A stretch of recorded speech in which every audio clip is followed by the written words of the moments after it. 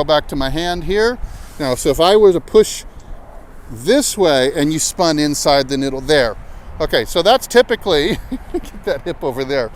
So that's typically what the average person will do. Trade places with me.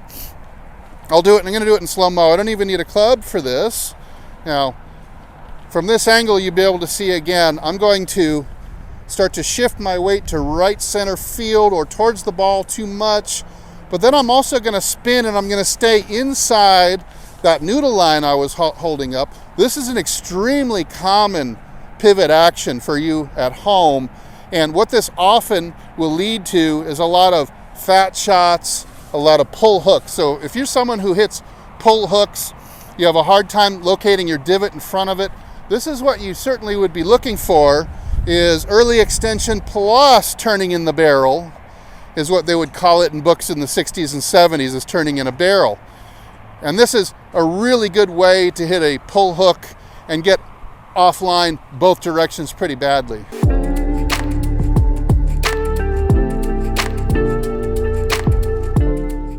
All right, so we've described a couple different less efficient hip action.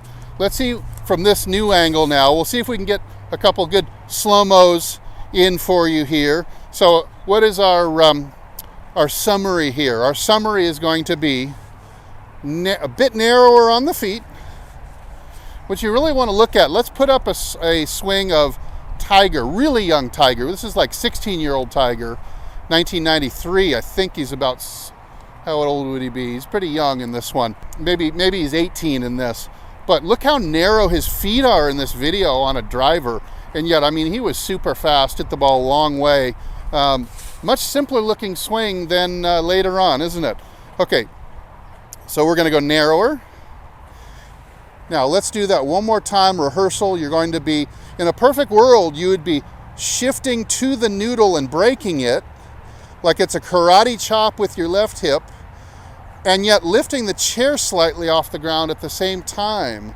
That is the average pivot of what somebody on TV, what some of your favorite players are making, and they're all actually slightly increasing the butt back bow as they drive laterally, somewhere between 5 and 6 inches. Depends on the size of the player and a bunch of other factors. Let's do that one more time. Going to be breaking the noodle and lifting the chair at the same time. Builds in a lot of great rotation for you. And you don't have to swing big, but let's see that extra lateral bump. And you know, you're keying in on some of the foot action helps you. You can key in on some of that. In essence, we're going to end up with a quieter left foot, aren't we? Yeah. Let's see that.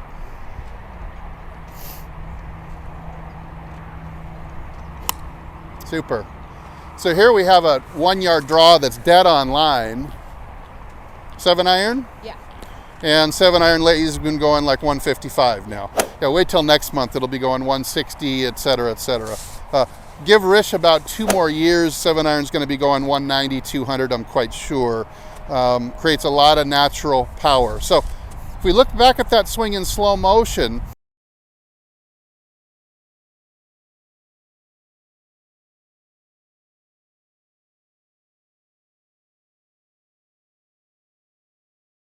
of course, it's hard to see from this angle whether he goes laterally or not, but you're looking for the other clues. So if you slow that swing way down, go ahead and pretend we're doing that in slow motion as we'll be watching the video that's being put in. Again, we're looking at where the pressure is on the left foot. So if you get laterally, and this is something that you can key in on to know if you're getting laterally, as this knee starts to straighten and get out of the way, and the foot pressure of the foot starts working its way to the outside of the heel, and the pressure on the back foot starts working onto the inside of the big toe. And those things have to automatically happen if you get the lateral shift correct.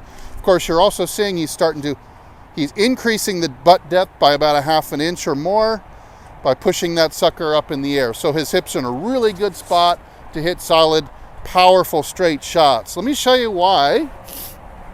What we're talking about, why would the footwork give us a clue on what the hips did? So if you were to stand, and here I've got the zipper on my jacket would represent my center. Now if I were to try to roll my foot onto the inside, it can no longer support half of my body weight.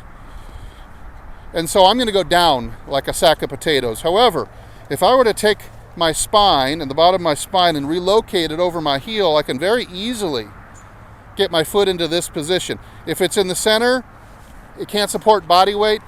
It's like kicking the spoke out from a motorcycle. The motorcycle is going to fall right over.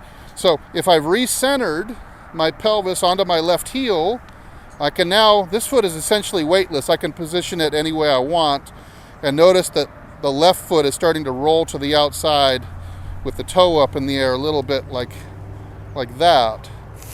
And so those are some triggers you could use if you're going to work on getting a little bit more lateral shift into your game. Most golfers do not have enough of it. Good golfers do. Average golfers don't have enough of it, and they've got too much early extension as well. So you're working on this pivot. Another way you could do it if you chose to, you could get a microphone stand from Amazon for 25 bucks and a noodle from the dollar store and just position it. And I've got this just 2 or 3 inches from the left hip, and you could just practice at home karate chopping. It's like a left hip karate chop, breaking the noodle in half like as if it was a piece of plywood. The other thing you could also try is putting a chair or a wall. You could practice without a club, just pivoting up against a wall. Go ahead and, we had a wall here, no club, just pivot. Yeah, and you just take your left hip and you close the gap and you put it into the edge of the wall. So lots of things you could do in order to improve your pivot. Quite honestly, you could draw most golfers on a graph and it would be a line of best fit like this. From this would be skill level and quality of pivot. So everybody would fit pretty much close to the line, in that the better a pivot that you can make and the better and more accurate to these specifications we're talking about, the closer you are to it, the better a golfer you are. So the guys on TV really have outstanding pivots. You don't really see guys coming off the wall or spinning in a barrel. You see them moving laterally, increasing the butt depth, really rotating open, straightening out left knee as they go through. It's pretty common. You want to be a good golfer, copy these actions. Well done, my friend. That was excellent. Follow this stuff. Hey, leave a comment below, even if just to tell Rish, give him some encouragement. And if I don't see you in the next video, I hope I see you longer and straighter down the fairway. Everybody take good care.